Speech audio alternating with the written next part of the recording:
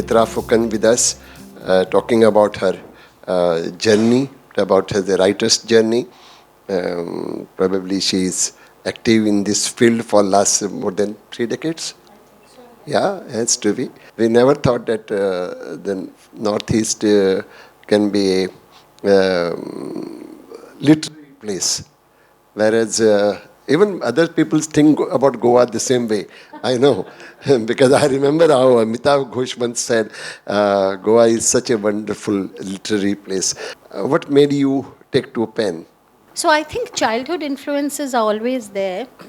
And out of the 8 states of India's Northeast, 7 states, no? Seven sisters. 7 sisters and 1 brother, they say. Yeah, I don't know why brother. Sikkim is the 8th state. So out of these, there's a huge wealth of oral literature in many of these. Arunachal and Nagaland and Meghalaya, Kinpam is here. But in 2 places especially, Manipur and Assam, there has been a very ancient writing tradition. In Assamese as well as in Meitei, the Manipuri. So while growing up, books were part of, I think that is imperative for anybody to take to writing. Books were part of and books in different languages, because being in Assamese, translating into Assamese still isn't a major occupation. So Bangla books were there, Assamese books were there, English books were there, and we had access to some Hindi through translations and so on. So I think, and growing up without TV, that is how ancient we are. Writing was, and I tell younger people, how we say, get off that screen. At that time we were told, get off that book. Yeah? And why are you reading novels? You should be studying textbooks and all. So gradually it was a process, and I think it's something that appealed to me. So a way of expressing myself, telling people stories. I love storytelling. The missings of Assam, but mainly also of Arunachal Pradesh, and also, the many people of Arunachal Pradesh are animists. Many worship, they have a religion called Donye Polo, which is sun and moon. Yeah. So, and because it is a very relaxed kind of a way of worship and so on, and so there is definitely a pushback from people who are resisting the Hinduization. And this is not something just now. Hinduization has been happening for decades. And there is a pushback that these are the ways, these are our traditional ways, and this is, the choice. You have your own language, Assamese, which is thriving again. I know last time when I was in Assam, in Guwahati, the contest was held for short stories. Short story is thriving. And with such encouragement, you also do that same thing. Now, in spite of that, why do you choose English as your medium? Yeah, thank you. That's a loaded question. Yeah. Actually, I feel that you write in the language that you are educated in. I went to English medium schools in several parts of the world, and came back to Assam. My father was working in different places. So there is that.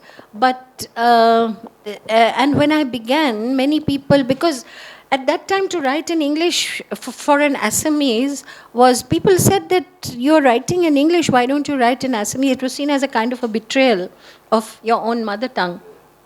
And why don't you write in Assamese? So I said, well, I write. But then I was doing many other things in Assamese. So I think, we are all, in India, we are so multilingual. So in the same sentence, we may be, today I'm using English, more or less. But if I was speaking like this on stage in Guwahati, I would be speaking mixture of English and Assamese, or maybe or pronouncedly Assamese and a little bit of English. The Collector's Wife, everybody must read it. I think this was the first novel you wrote? Yeah, I had written children's stories before No, that. this novel. Right. Yeah, this is the novel which brought her to Goa Literature Festival. After reading this, Vivek said, "No, what a wonderful writer. We have must invite her."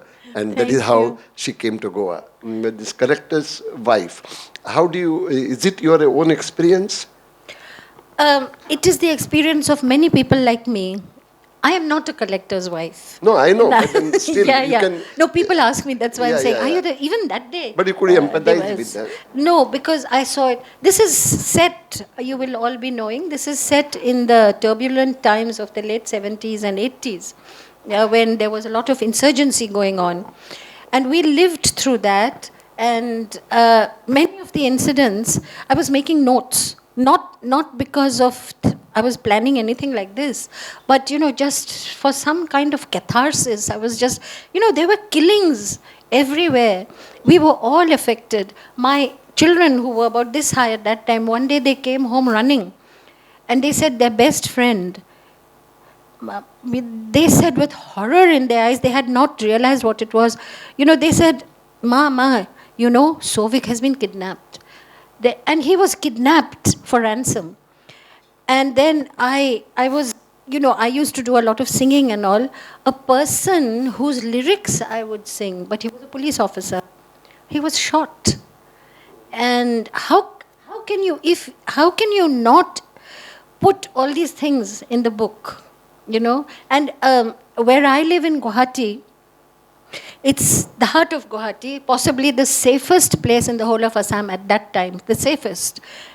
Yet, up and down the streets, because there was a lot of bureaucrats and retired bureaucrats over there, so up and down the street, there were people who were kidnapped, there were people who were shot. I mean, how can you not write about it? But then, because I end on a note of hope, because we have emerged from, a touch wood, we have emerged from that. So the human resilience and how people move on, and so on. So actually the second book of mine was supposed to be my first. It's about music. But it just wouldn't come. Only this would come. Yeah. Assam, particularly Guwahati, not Guwahati, Assam as such, has gone through such turbulent period. Particularly, I remember some decades back, but it was with all good intentions. But the fallout was very... It degenerated. I think these things degenerate very fast. It became extremely violent. And Alpha was there. And United Liberation Front of Assam, which became an extra-constitutional center. I have put in not Alpha. I did not want to be shot dead. Yeah. But it is Alpha under a different name. I see. And not all story. Some of the story, because people are so resilient, as I keep saying. One of the stories here, which is true. See, I have, with your permission, if I can give this anecdote. A friend of mine, they own a very impoverished tea garden. Very impoverished. I mean, they're all, I mean, not all tea garden owners are rich, yeah. So they live hand to mouth. But anyway, he was, I keep laughing when I think of this. And he said, they kidnapped me and they took me and they said, get into your car. These young boys, 2 young boys with guns. They said, get into your car. And he says, my car is not in good condition. I can't afford to, He says, never. Oh, you're a tea garden owner? Come on, you have to meet our leader. So they took him through forests in the dead of night and the car gave up. It wouldn't move anymore. So they arrived at the headquarters of this, pushing the 2 boys with their guns in the car, and he's steering, and they were pushing away. So that is also there, because, there's so many colors that we had, because we had to laugh in order to survive. Recently I was, dealing with a group of very young writers. I mean, not in the sense that they have been excellent story writings from them, but they are young and so on. And in fact, nobody had mentioned this agitation because they are a completely different generation. Some were not even born at that time, very young. Yeah. But excellent writers anyway. So one of the questions that I asked them is, in my generation, in Assamese writings, there were so many writings regarding this violence. You don't write? She says, they said, no, there are so many other problems now. They are writing about the environment, they are writing about different kinds of... There was a beautiful story among them about, I don't know, you must have read about it, the oil well blowout, Baghjan. Yeah. So, and they connected it to feminism, so many beautiful things. So they said, yes, but your generation has written about it. Now, let us write about these other issues. So it's not that it's gone, but there are so many things that are now happening also. You also write for newspapers, Yeah, different columns, yeah. What is the response? The paper I write for, it's the largest circulation in English language there. Which is the name? The Assam Tribune. Okay. Yeah. And it goes into the villages, and they are read by first generation readers, sometimes first generation readers at all, but certainly first generation readers in English. Yeah. So I talk of serious things, but in a simple language. I make my language very simple, as you must have noticed in that book. But yes, there are political nuances. Those who see will see, and those who want to just not see will not see. Yeah. You have picked up fiction, short stories and novels. What is your favorite genre among the two? See, novels take a long time. Yeah. Sometimes a story, sometimes an idea can only be supported by a short story. And sometimes the novel has, an idea has so many ramifications, and it needs so many characters in order to say the whole thing, that it demands. It's the demand of the theme, actually. Yes. And so many aspects of that particular thing that I'm talking about. For instance, in Collector's Wife, there are so many aspects, so many people, and how it's degenerated and so on. So all of that demanded a novel. I have short stories on insurgency, but it is just one aspect of insurgency. Not this, more or less, So favorite, I would say, is, a short story can be finished faster. Yeah. But I think it marinates in my head longer. What is the influence of Indira Goswami on your writings? Overall. Influence. Overall, yeah. Because she is regarded, of course, as the goddess. Definitely. She is bold also. She was bold. Right. And she wrote excellent novels, brought us some burning issues. Yes. Assam is a small community, so Assamese writers are, and she was like an elder sister to so many people, and very affectionate. And actually, it's interesting, she set me off on my translation journey, because she just got in touch and she said, you're writing this, translate this story for me. I said, Baido, how can I? I don't think I can. I was much younger. She said, no, you can do it. So then, I hesitantly started on that, and, it was very encouraging. Of course, I have read her works, and especially some of these amazing, her novels are there, of course, which are amazing, but some of the short stories, they, goose flesh. Yes. You must have read Hongskar, about the widow. She has a lot of these stories. Yeah. About the widows she has written. Yeah. Also about the insurgency that was happening that time. Yeah, many stories. And I had a privilege to share platform with her and share stories also. And she was very interested in Goa, because Kamakhya is common to Assam and Goa. There is a temple of Kamakshi here. So she wanted to have some literature if available. Yeah, because her PhD, she was a teacher, a professor in Delhi University, and her PhD was on Ramayani literature. So that way she was very interested in the mythologies, various mythologies, Kamakhya also. You prefer short stories, you said. Is it only Not because of the really. time constraints, or? It takes so much time. Yeah, but No, I don't. It's not preference. I mean, it is what the theme demands. Yeah. Yeah. And in fact, to complete a novel takes a long time.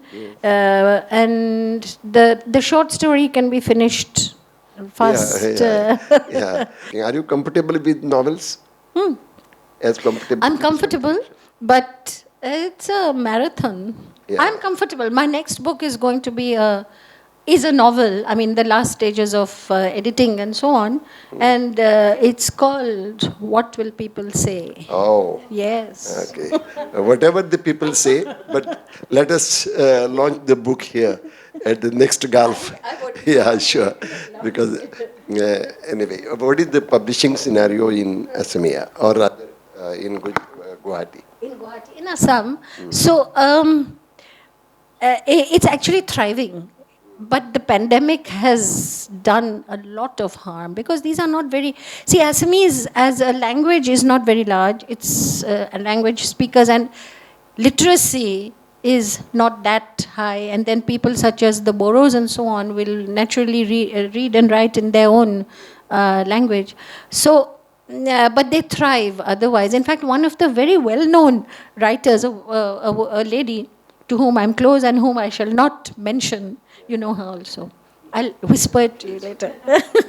So she was telling me that she bought a new car. I don't know the name. It was quite fancy.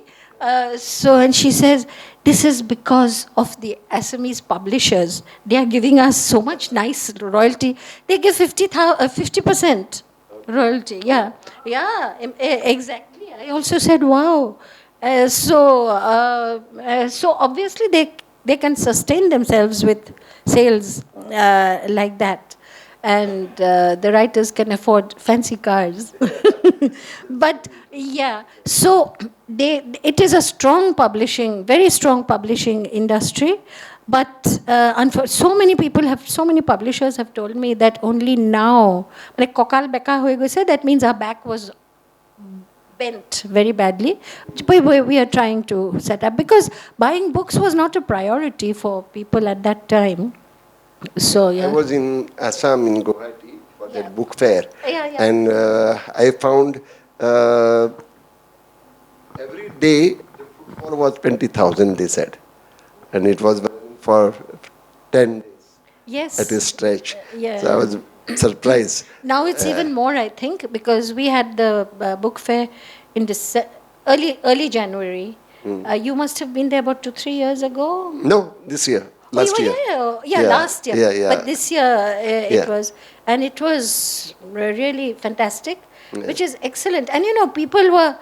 I think this is one of the markers of the success of any event in modern life is when people go to the book fair and take selfies. It's not just the Guwahati book fair. The publishers take these books to all over Assam, and the response is, it's a cool thing to do. Yes. To go to a book fair and buy a book and take a selfie. And I was in Assam for this Assam, they say Ahitya Haba. 2 lakhs people at the Sahitya Mela, Sahitya Sabha Mela. But then that is amazing. It is a mela. It's a Sahitya Mela. Yes, Sahitya Mela. Yeah.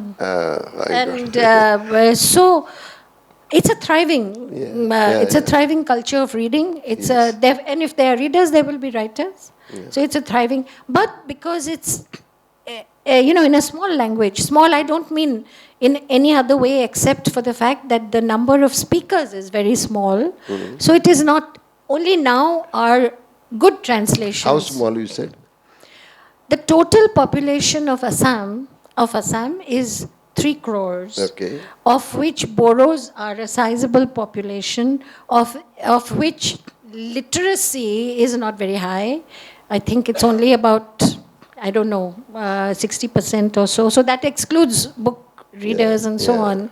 And then Bengali speakers, there are lots of Bengali speakers who will read Assamese books, but I recently, I'm just sharing with you, recently I had this Assamia book translation of my novel Carmelin in Assamese, and some people, Bangla people had come, and they saw that and they said, "This is Bangla."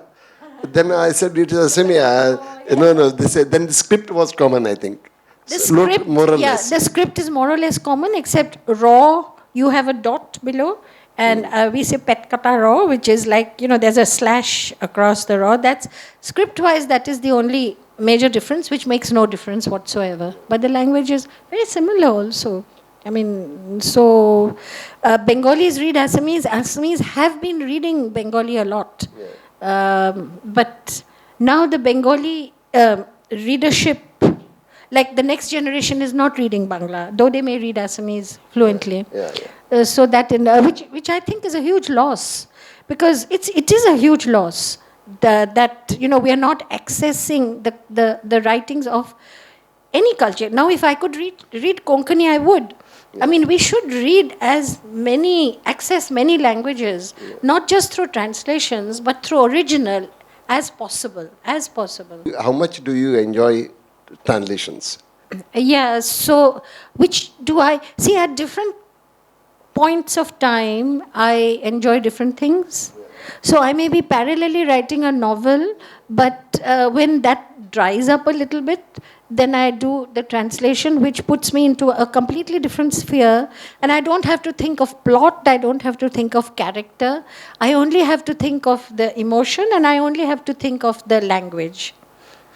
So plot, character, when it gets too much for me in a novel or even a short story, then I think this is very refreshing. Right now you're into translation. So publishing, already published or publishing now? The books in translation. Yeah. There's one coming out. It has been accepted, so one is coming out sometime this year. Later, it's happening. But a biography is coming out of Bhupen Hazarika, which I really enjoyed doing, because that is your book. My book. Yeah. Not translation. Yeah, so I have put in as many songs as possible, all translated. Is it? I translated the song. Yeah, I loved it. And I wish I could have put his voice into it, embed it in some way. So I have, songs that have moved me. Of course, it's written in English. The biography is written in English, but the songs are all translated by me. So that's a work of translation as well. How much your life is reflected in your writings? Particularly, say, the Collector's Wife. But more in Monsoon of Music. Yeah, more Monsoon. Because you love music. I think you continue to sing? Not professionally, but at one time definitely professionally, and doing shows here and there. Yeah. So I know about the life of a mid-level performer, a Shastriya Sangeet performer, yeah. So in Monsoon of Music, my observations of stars, there are 4 people. One is a star who is a Bengali person, I'm sorry, and with attitude. And the other 2 are, they are teachers and very dedicated to Shastriya Sangeet. And the other one is a young, just coming into her own as a musician. So what are their experiences? It's told from the point of view of the young person, and what happens when she goes into a radio studio, what happens when she goes into an auditorium, because this story was told to me by somebody. It really happened. She did a tan and the chandelier fell right in front of her. And it's true. Yeah. And so these are stories that I have been hearing, and they will not sustain a short story in itself, but it can be put into a novel. Can you recollect any episode in your life as a writer which is very significant? Either it is giving you happiness or sadness, say after writing the books or during the process. Any episode that helped you or detracted you? Actually, there are many, as you must be. It happens to everybody. So yes, but this is a story. This is something there are two things actually. One is when grown men, hulky, bulky men, they come to me and they say, you know, I read your children's book, which is meant for 6-year-olds. You know, I read it when I was a child. I said, that's really good, that's really good. Then I think, oh my God, I'm so much, if this bulky man could. And the other episode, which kind of shattered me at the time, but then I laugh about it now, is when I was at the Guwahati Book Fair. And my children's books were there, okay? And a little boy, because the illustrations are always very good, the wonderful illustrations. And yeah. So a little boy came with his father, and and I was nearby, and he took one of my books, and he says, I want to buy this. And it was only, I don't know, CBT, it was only, I don't know, 30 rupees or something like that. So the father took a look, and he says, Etu kinibo nalage. That means, don't buy this. And I was getting ready to autograph it and everything. And then he says, don't buy. And he dragged away the little boy. I was shattered. I was really shattered. Does this happen? So now I can laugh about it, but I went home and I was kind of shell-shocked that putting away my pen and all that. So thank you so much, and thank you, and I thank you for the lovely questions. Thank you.